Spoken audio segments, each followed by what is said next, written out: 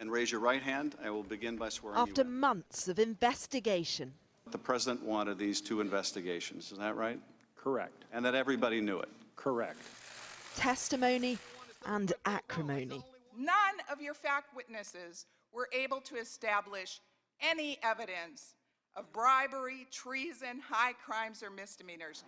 It all comes down to this: a vote in the House of Representatives on whether to impeach Donald Trump. What's included are 2 very specific issues. One is abusing power by holding up duly authorized foreign aid to an ally of the United States. And the second one is basically contempt of Congress. It started with a phone call between America's leader and Ukraine's President Volodymyr Zelensky. That was a perfect call. Perfect to him, impeachable to Democrats. They claim America's leader withheld aid to get a foreign power to investigate Joe Biden for his own political gain. They've also charged him with obstructing Congress, blocking witnesses and refusing to hand over documents. How bad do you think it is what Donald Trump is accused of? This is the worst impeachment that we have seen in American history.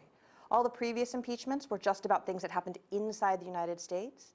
This is the first one where the president is using their very broad powers in foreign policy for their own personal political benefit.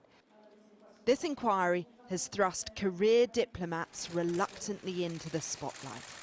Our Ukraine policy has been thrown into disarray, and shady interests the world over have learned how little it takes to remove an American ambassador who does not give them what they want. But not a single Republican has said what the president did is impeachable. We saw the call transcript, and there's no conditionality. There was never awareness on the part of the Ukraine that there was a delay in aid, and the Ukraine got the aid without opening the investigation that seems to be so troubling to Democrats. It doesn't matter if the deal was consummated for it to be a problem. The problem is that the president tried. He tried to use his powers. He tried to withhold the aid to put this pressure on Zelensky. We've been here before. I did not have sexual relations with that woman. Because people have got to know whether or not their president is a crook. Well, I'm not a crook. I've burned everything I've got. The Watergate Hotel embraces the legacy of Richard Nixon's impeachment. But this inquiry is different. We've known really all the facts about the president's actions from the beginning. And so it really is a question of how threatening to democracy and to constitutional order is the president's behavior. And that makes it different. The Democrat-controlled House will likely find against the president.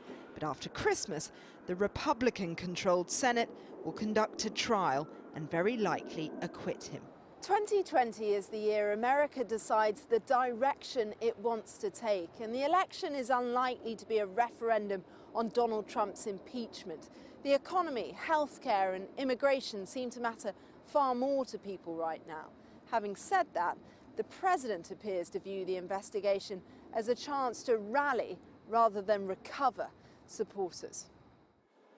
Impeachment is a double-edged sword, rarely used and for good reason.